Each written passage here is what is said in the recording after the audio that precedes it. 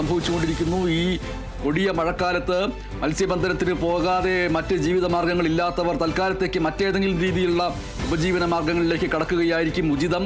കാരണം വലിയ രീതിയിലുള്ള അപകടങ്ങൾക്ക് സാധ്യതയുണ്ട്. സംസ്ഥാനത്താണെങ്കിൽ കനത്ത മഴ തുടരുകയാണ്. ഇടുക്കി, കണ്ണൂർ, കാസർഗോഡ് ജില്ലകളിൽ റെഡ് അലർട്ട് പ്രഖ്യാപിച്ചിരിക്കുന്നു.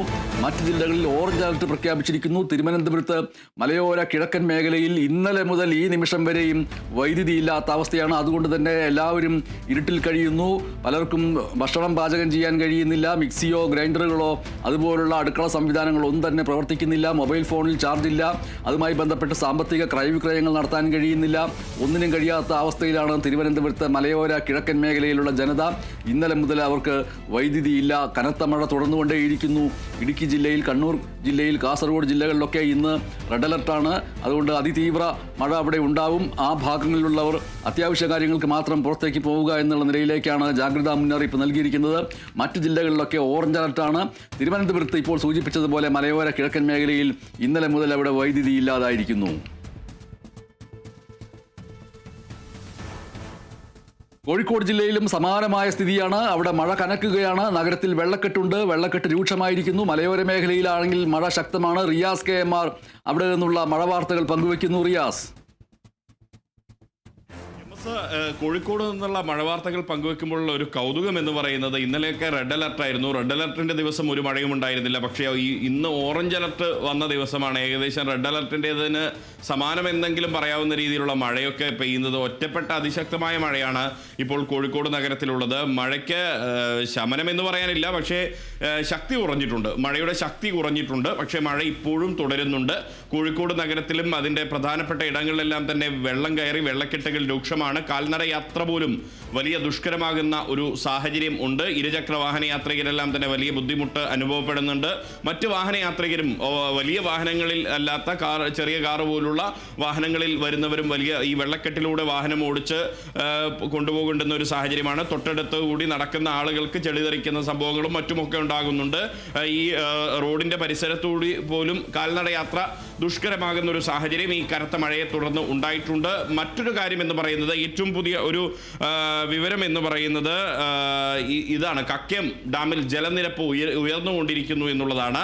അത് 756.7 അടി ഈ ജലനിരപ്പ് ഉയർന്നിട്ടുണ്ട്. 756.7 അടി.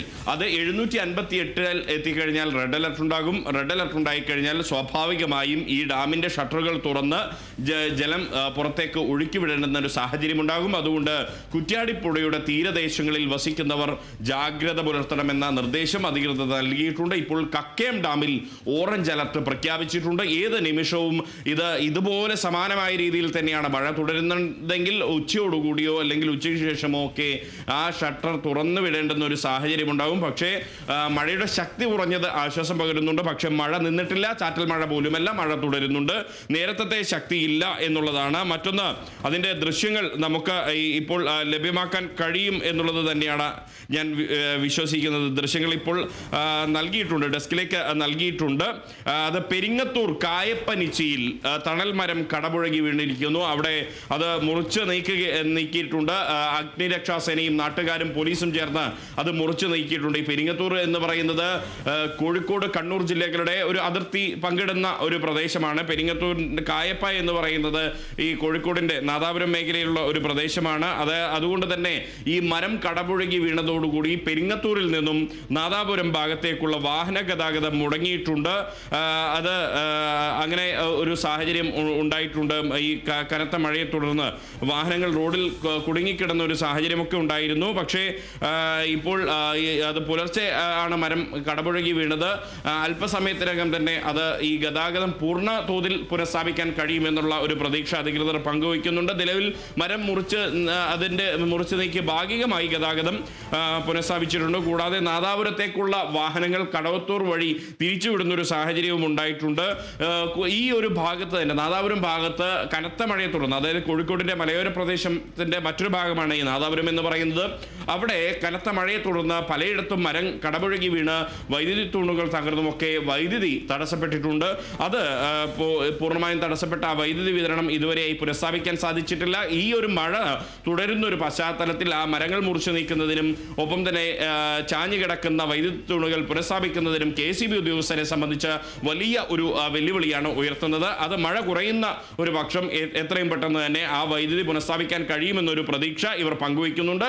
ഒപ്പം തന്നെ കോഴിക്കോടിന്റെ മറ്റ് മലയോര മേഖലകൾ എന്ന് പറയുന്നത് മുക്കം ആയാലും താമരശ്ശേരി, ഒപ്പം തന്നെ അത്തരം ഭാഗങ്ങളിലെല്ലാം തന്നെ ശക്തമായ മഴ തുടരുന്നുണ്ട് എന്നുള്ള വിവരമാണ് അവിടെയുള്ള ആളുകൾ നമ്മളുമായി പങ്കുവയ്ക്കുന്നത്. കോഴിക്കോട് കൂടാതെ കണ്ണൂരിന്റെ മലയോര മേഖല പരിശോധിക്കുകയാണെങ്കിൽ കണ്ണൂർ മലയോര മേഖലയായിട്ടുള്ള തളിപ്പറമ്പിനടുത്ത് ചപ്പാരപ്പടവിൽ കനത്ത ശക്തമായ മഴയെ തുടർന്ന് ചപ്പാരപ്പടവ് പുഴ കരകവിഞ്ഞിരിക്കുന്നു. അത് ചപ്പാരപ്പടവ് ടൗണിലേക്ക് വെള്ളം കയറി തുടങ്ങിയിരിക്കുന്നു. എല്ലാ തവണയും ചപ്പാരപ്പടവുകാർ നേരിടുന്ന ഒരു വലിയ ദുരിതം എന്ന് പറയുന്നത് ഈ മഴ പെയ്തു കഴിഞ്ഞാൽ ശക്തമായ രീതിയിൽ ഈ വെള്ളം പുഴ കരകവിഞ്ഞൊഴുകുകയും ആ ചപ്പാരപ്പടവ് ടൗൺ തന്നെ വെള്ളത്തിൽ മുങ്ങിപ്പോകുന്ന ഒരു സാഹചര്യമൊക്കെ പല തവണകളായി നമ്മൾ കഴിഞ്ഞ വർഷങ്ങളിലൊക്കെ കണ്ടിട്ടുള്ള ഒരു സാഹചര്യമാണ്.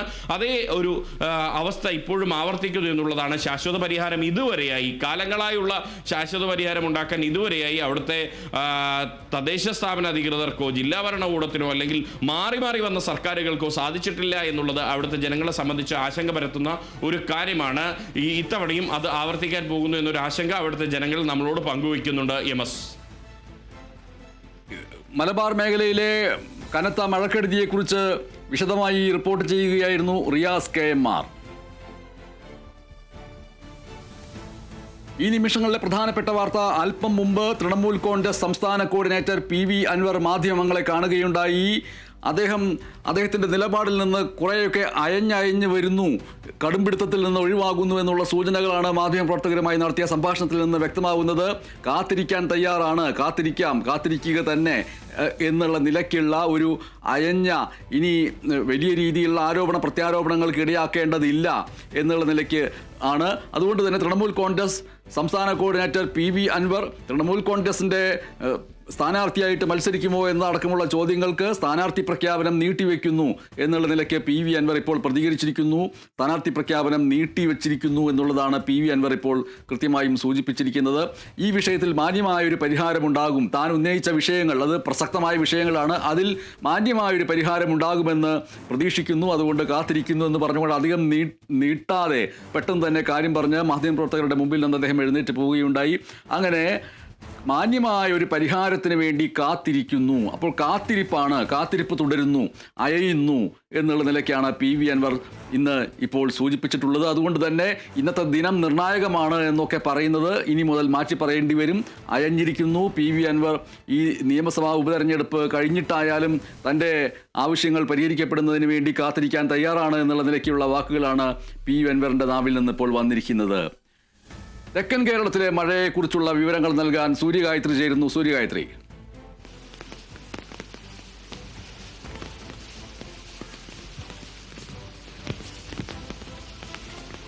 തിരുവനന്തപുരത്ത് ഇന്നിപ്പോൾ ഓറഞ്ച് അലേർട്ടാണ് നിലനിൽക്കുന്നത്. തിരുവനന്തപുരം മാത്രമല്ല തെക്കൻ ജില്ലകളിലൊക്കെ ഓറഞ്ച് അലേർട്ടാണ് നിലനിൽക്കുന്നത്. 3 ജില്ലകൾക്ക് മാത്രമാണ് നിലവിൽ അതീവ്ര മഴ മുന്നറിയിപ്പ് കേന്ദ്ര കാലാവസ്ഥാ വകുപ്പ് നൽകിയിരിക്കുന്നത്. അത് ഇടുക്കി, കണ്ണൂർ, കാസർഗോഡ് ജില്ലകൾക്കാണ്. മറ്റ് ജില്ലകൾക്കൊക്കെ ഓറഞ്ച് അലേർട്ടാണ് നൽകിയിരിക്കുന്നത്. എന്നിരുന്നാലും അതിശക്തമായിട്ടുള്ള മഴ തന്നെയാണ് തെക്കൻ ജില്ലകളിൽ ഉൾപ്പെടെ പെയ്തുകൊണ്ടിരിക്കുന്നത് എന്നുള്ളതാണ്. കഴിഞ്ഞ ദിവസം രാത്രി മുതൽ അതിതീവ്ര മഴ പെയ്തു തുടങ്ങിയിട്ടുണ്ടായിരുന്നു. പ്രത്യേകിച്ച് മലയോര മേഖലകളിൽ അതിശക്തമായിട്ടുള്ള മഴയാണ് പെയ്തുകൊണ്ടിരിക്കുന്നത്. അതുകൊണ്ട് തന്നെ ജാഗ്രത പാലിക്കണമെന്നുള്ള മുന്നറിയിപ്പ് കാലാവസ്ഥാ വകുപ്പ് ഉൾപ്പെടെ നൽകിയിട്ടുണ്ടായിരുന്നതാണ്.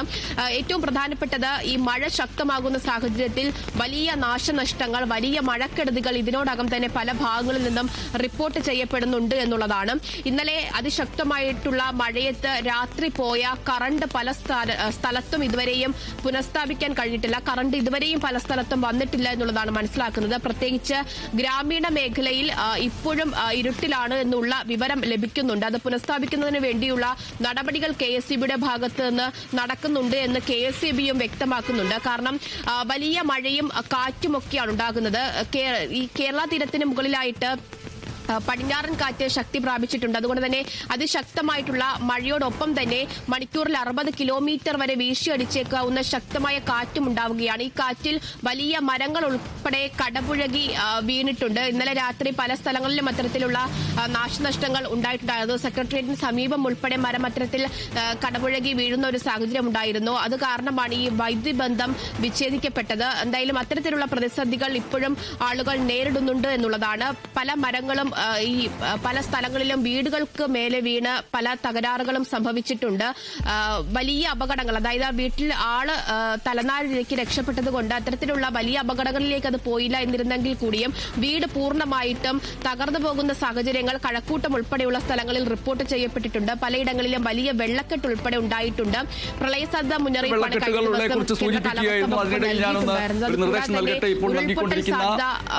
ബ്രേക്കിംഗ് കാർഡുകൾ പകരം മുഴുവൻ സ്ക്രീനിലും ആ ദൃശ്യങ്ങൾ, മഴക്കെടുതി ദൃശ്യങ്ങൾ കാണിക്കട്ടെ. സൂര്യകാറ്റിൽ തുടരൂ.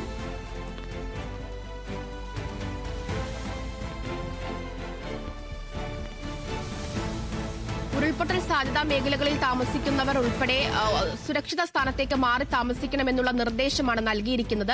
നിലവിൽ 59 ക്യാമ്പുകൾ ഈ മഴ തുടങ്ങിയതിനു ശേഷം സംസ്ഥാനത്ത് വ്യാപകമായിട്ട് തുടങ്ങിയിട്ടുണ്ട്. ഈ 59 ക്യാമ്പുകളിലായിട്ട് 1299 പേർ ഉണ്ട് എന്നുള്ളതാണ് ഏറ്റവും പ്രധാനപ്പെട്ട കാര്യം.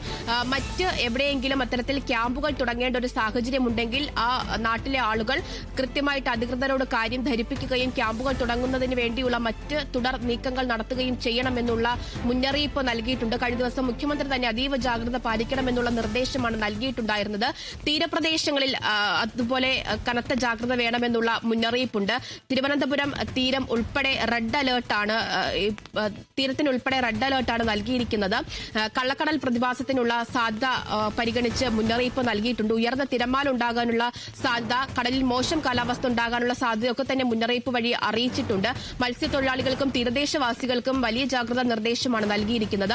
ഈ കേരള തീരത്തും കർണാടക തീരത്തും ജൂൺ 1 വരെ മത്സ്യബന്ധനത്തിന് വിലക്ക് ഏർപ്പെടുത്തിയിരിക്കുകയാണ്. അതേസമയം ലക്ഷദ്വീപ് തീരത്ത് ജൂൺ 2 വരെയാണ് മത്സ്യബന്ധനത്തിന് വിലക്ക് ഏർപ്പെടുത്തിയിരിക്കുന്നത്. ഒരു അറിയിപ്പുണ്ടാകാതെ ഒരു തരത്തിലും കടലിലേക്ക് മത്സ്യത്തൊഴിലാളികൾ പോകരുത് എന്നുള്ള കർശന വിലക്കാണ് അവർക്ക് നൽകിയിട്ടുള്ളത്.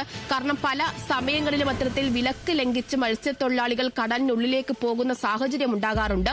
പക്ഷേ ഇപ്പോൾ കള്ളക്കടൽ പ്രതിഭാസം ഉൾപ്പെടെ ഉണ്ടാകുമെന്നുള്ള മുന്നറിയിപ്പ് ദേശീയ സമുദ്രസ്ഥിതി പഠന ഗവേഷണ കേന്ദ്രത്തിന്റെ ഭാഗത്ത് അടക്കം നൽകിയ സാഹചര്യത്തിൽ ഒരു കാരണവശാലും കടലിനുള്ളിലേക്ക് മത്സ്യത്തൊഴിലാളികൾ പോകരുതെന്നും അതുപോലെ തന്നെ തീരദേശത്ത് താമസിക്കുന്നവർ സുരക്ഷിത സ്ഥാനത്തേക്ക് മാറി താമസിക്കണമെന്നുമുള്ള കർശന നിർദ്ദേശം നൽകിയിട്ടുണ്ട്. മലയോര മേഖലകളിലേക്ക് അടക്കമുള്ള യാത്രകൾക്ക് നിയന്ത്രണം ഏർപ്പെടുത്തിയിട്ടുണ്ട് എന്നുള്ളതാണ്. മറ്റ് സ്ഥലങ്ങളിലേക്കും ഉള്ള രാത്രി യാത്രകൾ പരമാവധി ഒഴിവാക്കണമെന്നുള്ള മുന്നറിയിപ്പ് നൽകിയിട്ടുണ്ട്. കാരണം കഴിഞ്ഞ ദിവസം ഏറ്റവും കൂടുതൽ മഴക്കെടുതി അല്ലെങ്കിൽ മരം കടപുഴകിയൊക്കെ വീണ് അപകടമുണ്ടായത് രാത്രി സമയത്താണ്. രാത്രി സമയത്ത് അതിശക്തമായിട്ടുള്ള മഴയാണ് തിരുവനന്തപുരം ജില്ലയിൽ കഴിഞ്ഞ ദിവസമൊക്കെ പെയ്തിട്ടുണ്ടായിരുന്നത്. അതുകൊണ്ട് രാത്രി സമയങ്ങളിൽ അടക്കം അനാവശ്യമായിട്ടുള്ള യാത്രകൾ പരമാവധി ഒഴിവാക്കണം എന്നുള്ള മുന്നറിയിപ്പ് പൊതുജനങ്ങൾക്ക് നൽകിയിട്ടുണ്ട്. വരും മണിക്കൂറിലും അതിശക്തമായിട്ടുള്ള മഴ സംസ്ഥാനത്തെ എല്ലാ ജില്ലകളിലും പ്രതീക്ഷിക്കാം. അതുകൊണ്ട് മഴയെ കരുതിയിരിക്കണം എന്നുള്ളത് തന്നെയാണ് കേന്ദ്ര കാലാവസ്ഥാ വകുപ്പിന്റെ ഭാഗത്ത് നിന്ന് അടക്കം ലഭിക്കുന്ന പ്രധാന മുന്നറിയിപ്പ്. ഈ മഴയോടൊപ്പം തന്നെ വരുന്ന കാറ്റിനെയും ഇടിമിന്നലിനെയും ഒക്കെ കരുതിയിരിക്കാനുള്ള ജാഗ്രതാ നിർദ്ദേശങ്ങളും പൊതുജനത്തിന് നൽകിയിട്ടുണ്ട്. ശരി, സംസ്ഥാനത്ത് കനത്ത മഴ തുടരുന്നു. ഇടുക്കി, കണ്ണൂർ, കാസർഗോഡ് ജില്ലകളിലൊക്കെ റെഡ് അലർട്ട് പ്രഖ്യാപിച്ചിരിക്കുകയാണ്. മറ്റ് ജില്ലകളിൽ ഓറഞ്ച് അലർട്ടാണ് പ്രഖ്യാപിച്ചിരിക്കുന്നത്. തിരുവനന്തപുരത്ത് മലയോര കിഴക്കൻ മേഖലയിൽ ഇന്നലെ മുതൽ വൈദ്യുതിയില്ല. തെക്കൻ കേരളത്തിൽ നിന്നുള്ള മഴക്കെടുതി വിവരങ്ങൾ നൽകുകയായിരുന്നു. എന്തായാലും കേരളത്തിൽ ഇപ്പോൾ സംഭവിക്കുന്ന ഈ അതിശക്തമായിട്ടുള്ള മഴയ്ക്ക് എന്താണ് കാരണമെന്നുള്ള ചോദ്യങ്ങൾ പലരും ഉയർത്തുന്നുണ്ട്.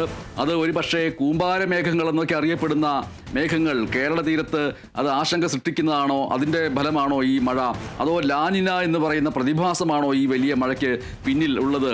നമ്മളുടെ ഈ മെയ് മാസമാണ് ഇപ്പോഴും. വാസ്തവത്തിൽ മഴക്കാലം എന്ന് നമ്മൾ പറയുന്നത് ജൂൺ മാസമാണ്. ജൂൺ ആവുന്നതേ ഉള്ളൂ. ഇപ്പോഴും നമ്മൾ മെയ് മാസത്തിൽ തന്നെയാണ് തുടരുന്നത്. മെയ് മാസത്തിൽ തന്നെ മൺസൂൺ മഴ ഈ രീതിയിൽ കഠിനമായിട്ട് പെയ്യാൻ എന്താണ് കാരണം എന്നുള്ള ചോദ്യങ്ങൾ ഉയരുന്നു. ഈ ചോദ്യങ്ങൾക്കുള്ള ഉത്തരങ്ങൾ സ്വാഭാവികമായിട്ടും ലഭിക്കേണ്ടതുണ്ട്. ഇത് മെയ് മാസത്തിൽ പെയ്യുന്ന മഴയെ നമ്മൾ സാധാരണ പറയാറുള്ളത് പ്രീ മൺസൂൺ മഴ എന്നാണ്. മൺസൂണിന് മുമ്പുള്ള ഒരു മഴ എന്ന് പറയുന്നത്. പക്ഷേ ഇപ്പോൾ പെയ്യുന്നത് മെയ് മാസത്തിലുള്ള മഴയാണെങ്കിലും അത് പ്രീ മൺസൂൺ അല്ല, അത് മൺസൂൺ തന്നെയായിട്ട് മാറിയിരിക്കുന്നു. ജൂൺ മാസത്തിലാണ് മൺസൂൺ തുടങ്ങുന്നത് എങ്കിൽ തന്നെയും മെയ് മാസം പകുതിയിൽ മൺസൂൺ തുടങ്ങിയിരിക്കുന്നു. അങ്ങനെ മെയ് മാസം പകുതിയിൽ മൺസൂൺ തുടങ്ങിയാൽ അതിനെ നമ്മൾ പ്രീ മൺസൂൺ എന്നല്ല, മൺസൂൺ തന്നെ എന്ന രീതിയിൽ കണക്കാക്കേണ്ടി വരുന്നു. അതുകൊണ്ട് മെയ് മാസത്തിലെ പ്രീ മൺസൂൺ മഴയിൽ പെട്ട മഴയാണ് ഈ മഴ എന്ന് കരുതാൻ പറ്റില്ല. ഇത് മൺസൂൺ മഴ തന്നെയാണ് എന്നുള്ള രീതിക്ക് വിദഗ്ധരുടെ അഭിപ്രായങ്ങൾ വരികയും ചെയ്യുന്നുണ്ട്. കാസർഗോഡ് ജില്ലയിലെ മഴക്കെടുതിയെക്കുറിച്ച് നമുക്ക് നോക്കാം. കാസർഗോഡ് മഴ ശക്തമായി തുടരുകയാണ്. മഞ്ചേശ്വരം താലൂക്കിലെ വിവിധ ഇടങ്ങളിൽ വെള്ളക്കെട്ടുണ്ട്. പാവൂർ, ഗറുകട്ടെ, മച്ചമ്പാടി എന്നീ സ്ഥലങ്ങളിൽ വെള്ളം കയറിയിരിക്കുന്നു. മലയോര ഹൈവേയിൽ നന്താരപ്പദവ് ചേവാർ റൂട്ടിൽ മണ്ണിടിഞ്ഞിരിക്കുന്നു. ജോസഫ് അഗസ്റ്റിൻ അതിന്റെ ദൃശ്യങ്ങളും വാർത്തയുമായി ചേരുന്നു. Joseph Augustine.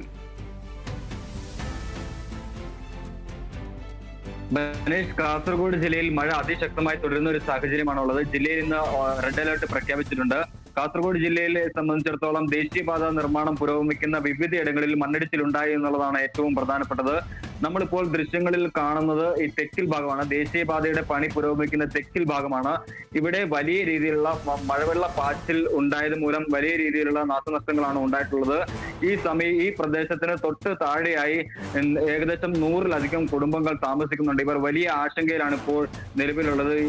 ദുരന്തത്തിന് സമാനമായ കാഴ്ചകളാണ് ഈ ദേശീയപാതയുടെ പാതയോരങ്ങളിൽ നിന്ന് നമുക്ക് കാണാൻ സാധിക്കുന്നത്. എന്തായാലും വിവിധയിടങ്ങളിൽ മണ്ണിടിച്ചിൽ മൂലം ഗതാഗതം ഭാഗികമായി തടസ്സപ്പെട്ടിട്ടുണ്ട്. ഇതിൽ പ്രധാനപ്പെട്ടത് ഈ തെക്കിൽ പാതയോരത്ത് തന്നെയാണ്. ഈ തെക്കിൽ ദേശീയപാത വഴിയുള്ള ഗതാഗതം ഇപ്പോൾ പൂർണ്ണമായും നിരോധിച്ചിരിക്കുകയാണ്. ഇത് ഇപ്പോൾ ചന്ദ്രഗിരി പാലം വഴിയാണ് ഇപ്പോൾ ഗതാഗതം ഇപ്പോൾ പുനഃസ്ഥാപിച്ചിട്ടുള്ളത്. ചെർക്കള ചട്ടഞ്ചാൽ ഭാഗത്ത് ഇത്തരത്തിൽ ഗതാഗത നിയന്ത്രണം ഇപ്പോൾ ഏർപ്പെടുത്തിയതായിട്ടാണ് ഇപ്പോൾ അധികാരികളിൽ നിന്ന് ലഭിക്കുന്ന വിവരം. അതുപോലെ തന്നെ മലയോര ഹൈവേയിൽ നന്താരപ്പടവ് ചോവൂർ റൂട്ടിലും വലിയ രീതിയിലുള്ള മണ്ണിടിച്ചിലുണ്ടായി. ഇവിടെ ഗതാഗതം ഇപ്പോൾ പൂർണ്ണമായും തടസ്സപ്പെട്ടിരിക്കുകയാണ്.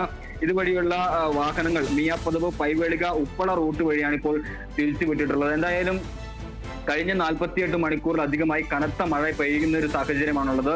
തീരദേശങ്ങളിൽ കടൽക്ഷോഭവും രൂക്ഷമായിട്ടുണ്ട്. മാത്രവുമല്ല ഈ കുടക് ജില്ലയിൽ കഴിഞ്ഞ 5 ദിവസമായി കുടക് ജില്ലയിൽ അതിശക്തമായ മഴയാണ് പെയ്യുന്നത്. നമുക്കറിയാവുന്ന പോലെ കുടക് ജില്ലയിൽ വലിയ രീതിയിൽ മഴ ലഭിക്കുകയാണെങ്കിൽ അത് തേജസ്വിനി പുഴയിലേക്കാണ് ഒഴുകിയെത്തുക. അങ്ങനെ കാസർഗോഡ് ജില്ലയെ നേരിട്ട് ബാധിക്കുന്ന ഒരു പ്രശ്നം കൂടിയാണ് ഈ കുടക് ജില്ലയിലെ മഴ എന്ന് പറയുന്നത്. കഴിഞ്ഞ 5 ദിവസങ്ങളിലായി കുടക് ജില്ലയിൽ അതിശക്തമായ മഴ തുടർന്നുകൊണ്ടിരിക്കുകയാണ്. അതുകൊണ്ട് തന്നെ തേജസ്വിനി പുഴയിൽ ക്രമാതീതമായി മഴയുടെ അളവും വർദ്ധിക്കുന്ന ഒരു സാഹചര്യമുണ്ട്. അതുകൊണ്ട് തന്നെ ഈ പ്രദേശത്ത് ഈ പുഴയുടെ തീരത്തുള്ളവർ ജാഗ്രത പാലിക്കണമെന്നാണ് ഇപ്പോൾ ജില്ലാ ഭരണ സംവിധാനം നൽകുന്ന മുന്നറിയിപ്പ്. മാത്രവുമല്ല ഇത്തരത്തിൽ അടിയന്തര സാഹചര്യങ്ങൾ നേരിടുന്നതിന് വേണ്ടിയിട്ടുള്ള ദുരിതാശ്വാസ ക്യാമ്പുകളും കൺട്രോൾ റൂമുകളും ഇതിനോടകം തന്നെ ജില്ലാ ഭരണകൂടം തയ്യാറാക്കി കഴിഞ്ഞു. ഈ ദേശീയപാതയുടെ പണി നടക്കുന്ന സ്ഥലങ്ങളിൽ അപകട സാധ്യത പരിശോധിക്കുന്നതിന് വേണ്ടി ഡ്രോൺ ഉപയോഗിച്ചുള്ള പരിശോധനകളും അല്പസമയത്തിനുള്ളിൽ ജില്ലാ ഭരണകൂടം ആരംഭിക്കും. എന്തായാലും കാസർഗോഡ് ജില്ലയിൽ വിവിധയിടങ്ങളിൽ വലിയ നാശനഷ്ടമാണ് ഉണ്ടായിരിക്കുന്നത്. അതിശക്തമായി പെയ്യുന്ന മഴയോടൊപ്പം കാറ്റും വീശിയടിക്കുന്നുണ്ട്. നിരവധി മരങ്ങളാണ് കടപുഴകി വീണത്. ഇലക്ട്രിക് പോസ്റ്റുകളും നിലം പതിച്ചിട്ടുണ്ട്. ചിലയിടങ്ങളിൽ ഇതുവരെയും വൈദ്യുതി പുനഃസ്ഥാപിക്കാൻ ഇതുവരെയും സാധിച്ചിട്ടില്ല. എന്തായാലും ഊർജിതമായ പ്രവർത്തനങ്ങളാണ് KSEB ഉദ്യോഗസ്ഥരുടെ ഭാഗത്തുനിന്ന് ഉണ്ടാകുന്നത്. എത്രയും വേഗം ഇത്തരത്തിൽ പ്രശ്നങ്ങൾ പരിഹരിച്ച് വൈദ്യുതി പുനഃസ്ഥാപിക്കാനുള്ള നടപടികൾ അവരുടെ ഭാഗത്തുനിന്നുണ്ടാകുന്നു. മാത്രവുമല്ല ദേശീയപാത ഇടങ്ങളിൽ പണി നടക്കുന്ന ഇടങ്ങളിൽ വെള്ളക്കെട്ട് രൂപപ്പെട്ടിട്ടുള്ള സ്ഥലങ്ങളിൽ അത് താൽക്കാലികമായി അടയ്ക്കുന്നതിന് വേണ്ടിയിട്ടുള്ള നിർദ്ദേശങ്ങൾ ജില്ലാ കളക്ടർ നൽകിയിട്ടുണ്ട്. മാത്രമല്ല അപകട സാധ്യതയുള്ള സ്ഥലങ്ങളിൽ എത്രയും വേഗം ത്വരിത നടപടികൾ സ്വീകരിക്കണമെന്നാണ് ഇപ്പോൾ ജില്ലാ കളക്ടർ കർശനമായും നിർദ്ദേശം നൽകിയിരിക്കുന്നത്. ഈ മെഗാ കൺസ്ട്രക്ഷന്റെ കീഴിൽ മാത്രം 51 സ്ഥലങ്ങളിൽ ഇത്തരത്തിൽ അപകട ഭീഷണി ഉള്ളതായിട്ടാണ് പഠന റിപ്പോർട്ടുകൾ ലഭിച്ചിരിക്കുന്നത്. ഈ ഭാഗത്തെല്ലാം ഈ കാലാവസ്ഥ അതായത് ജൂൺ 1 മുമ്പ് തന്നെ ഇത്തരത്തിൽ കൃത്യമായ മാർഗനിർദ്ദേശങ്ങൾ സ്വീകരിച്ചുകൊണ്ട് ഇത്തരത്തിൽ സുരക്ഷാ നടപടികളുമായി മുന്നോട്ട് പോകണമെന്ന് നിർദ്ദേശം നൽകിയിരിക്കുന്നുണ്ട്.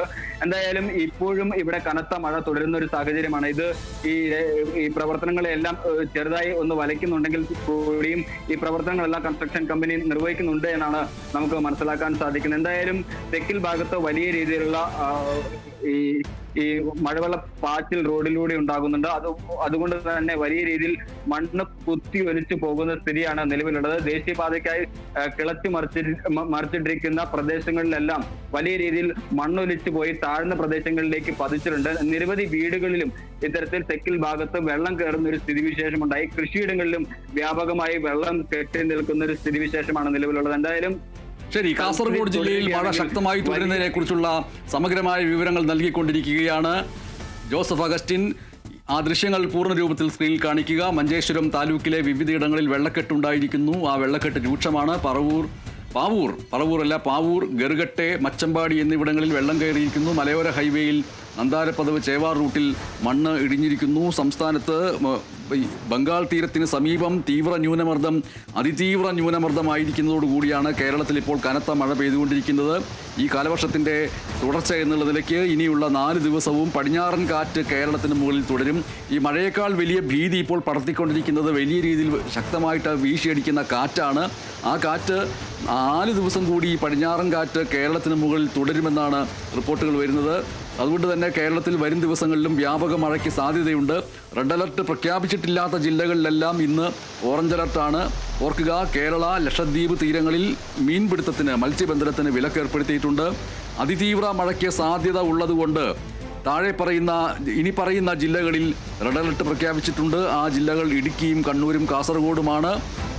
ഇനി സൂചിപ്പിക്കുന്ന വിദ്യാഭ്യാസ ജില്ലകൾക്ക്, അവിടുത്തെ വിദ്യാഭ്യാസ സ്ഥാപനങ്ങൾക്ക് ഇന്ന് കളക്ടർമാർ അവധി പ്രഖ്യാപിച്ചിരിക്കുന്നു. അത് ഏതൊക്കെയാണ് എന്ന് നോക്കുകയാണെങ്കിൽ കോട്ടയം, ഇടുക്കി, പത്തനംതിട്ട, എറണാകുളം, തൃശ്ശൂർ, പാലക്കാട്, കണ്ണൂർ, കാസർഗോഡ് ജില്ലകളിലെ എല്ലാ വിദ്യാഭ്യാസ സ്ഥാപനങ്ങൾക്കും ഇന്ന് കളക്ടർ അവധി പ്രഖ്യാപിച്ചിരിക്കുകയാണ്. കുട്ടനാട് താലൂക്കിലെ വിദ്യാഭ്യാസ സ്ഥാപനങ്ങൾക്കും ഇന്ന് അവധി പ്രഖ്യാപിച്ചിട്ടുണ്ട്. തിരുവനന്തപുരം ഉൾപ്പെടെയുള്ള ജില്ലകളിൽ ശക്തമായിട്ടുള്ള കാറ്റും മഴയും തുടരുന്നു. പലയിടത്തും വൈദ്യുതി ബന്ധം തകരാറിലായിരിക്കുന്നു. ഇന്നലെ വൈകിട്ട് പോയ വൈദ്യുതി പലയിടങ്ങളിലും പുനഃസ്ഥാപിച്ചിട്ടില്ല. വൈദ്യുതി തൂണുകളിൽ മരം വീണിട്ടുള്ള നാശനഷ്ടങ്ങൾ ധാരാളമുണ്ട്. അതെല്ലാം പരിഹരിക്കാനുള്ള ശ്രമം നടത്തിക്കൊണ്ടിരിക്കുന്നുണ്ടെങ്കിലും അത് പരിഹരിക്കാൻ കാലതാമസം വരുന്നത് കൊണ്ടാണ് വൈദ്യുതി പുനഃസ്ഥാപിക്കാൻ കഴിയാതെ വരുന്നത് എന്നാണ് KSEB ഉദ്യോഗസ്ഥർ അറിയിച്ചുകൊണ്ടിരിക്കുന്നത്. കോട്ടയത്ത് രാത്രിയിൽ പലയിടത്തും ശക്തമായിട്ടുള്ള മഴ പെയ്യുകയുണ്ടായി. ഇപ്പോഴും രാവിലെയും മഴ തുടർന്നുകൊണ്ടിരിക്കുന്നുണ്ട്. മണിമല, അതേപോലെ മൂവാറ്റുപുഴ, മീനച്ചിൽ എന്നിങ്ങനെയുള്ള നദികളിൽ ജലനിരപ്പ് ഉയർന്ന് നിൽക്കുന്ന അവസ്ഥയാണ്. ഇവിടെ ദുരിതാശ്വാസ ക്യാമ്പുകൾ എവിടെയൊക്കെ പ്രവർത്തിക്കുന്നതെന്ന് നമുക്ക് നോക്കുകയാണെങ്കിൽ ഇടുക്കി ജില്ലയിൽ 10 ദുരിതാശ്വാസ ക്യാമ്പുകൾ പ്രവർത്തിക്കുന്നുണ്ട്. ഉരുൾപൊട്ടൽ, അതുപോലെ മണ്ണിടിച്ചിൽ, അതിനൊക്കെ സാധ്യതയുള്ള പ്രദേശങ്ങളിൽ താമസിക്കുന്ന കുടുംബങ്ങളെ മാറ്റിപ്പാർപ്പിച്ചിരിക്കുകയാണ് ഇടുക്കിയിലെ ഈ 10 ദുരിതാശ്വാസ ക്യാമ്പുകളിൽ. കണ്ണൂരിലാകട്ടെ ഇടവിട്ട് മഴ തുടർന്നുകൊണ്ടിരിക്കുന്നു. താഴ്ന്ന പ്രദേശങ്ങളിലൊക്കെ വെള്ളം കയറുന്നു. കൊച്ചി നഗരത്തിലും ആലുവ അടക്കമുള്ള പ്രദേശങ്ങളിലുമെല്ലാം മഴ തുടരുന്ന അവസ്ഥയുണ്ട്. പലയിടത്തും ട്രാക്കിൽ മരം വീണതോടെ ട്രെയിനുകൾ വൈകി ഓടിക്കൊണ്ടിരിക്കുന്നു. തിരുവനന്തപുരത്ത് നിന്ന് കോഴിക്കോട് വരെയുള്ള ജനശതാബ്ദി എക്സ്പ്രസ് വൈകിയാണ് ഓടുന്നത്. രാവിലെ 5:55 സർവീസ് ആരംഭിക്കേണ്ട ട്രെയിൻ 8:45 പുറപ്പെട്ടിരിക്കുന്നത്. അത്രയും വൈകിയിട്ടുണ്ട്. പെയറിംഗ് ട്രെയിൻ വൈകിയതുകൊണ്ടാണ് ജനശതാബ്ദി വൈകുന്നത് എന്നാണ് റെയിൽവേ വകുപ്പ് അറിയിച്ചിരിക്കുന്ന കാരണം. ഇന്നലെ കോഴിക്കോട്ട് നിന്ന് ഉച്ചയ്ക്ക് 1:45 സർവീസ് ആരംഭിച്ച ട്രെയിൻ, ഓർക്കുക, പുലർച്ചെ 1:41 തിരുവനന്തപുരത്ത് എത്തിയത്. അതേപോലെ നിരവധി പേരെ കാണാതാവുകയും മറ്റും ചെയ്തിട്ടുണ്ട്. കുമ്പളം കായലിൽ നോർത്തോളി ഉന്നിപ്പാടിൽ വെള്ളം മറിഞ്ഞ് മത്സ്യത്തൊഴിലാളിയെ കാണാതായിരിക്കുന്നു. പറവൂർ കടാമംഗലം മുളവുണ്ണിരാംപറമ്പിൽ രാധാകൃഷ്ണൻ എന്ന ആളെയാണ് കാണാതായിരിക്കുന്നത്. 62 വയസ്സാണ്. കൂടെ കടാമംഗലം വടക്കുപുറം സുരേഷ് എന്ന ആളുണ്ടായിരുന്നു. 58 വയസ്സാണ്. ആൾ രക്ഷപ്പെട്ടു. പക്ഷേ നല്ലൊരു കാര്യം, മീൻ പിടിക്കാൻ കുമ്പളം കായലിലെത്തിയതായിരുന്നു ഇരുവരും. പെട്ടെന്ന് ഉണ്ടായ കാറ്റിലാണ് വെള്ളം മറിയുകയുണ്ടായത്. ആ അർത്ഥത്തിൽ കാലവർഷക്കെടുതി തുടർന്നുകൊണ്ടിരിക്കുന്നു. ഇപ്പോൾ സമയം 9 മണി കഴിഞ്ഞ് 30 മിനിറ്റ് ആയിരിക്കുന്നു. നമ്മൾക്ക് ടോപ്പ് ഹെഡ്ലൈൻസ് ഒന്ന് കാണാം.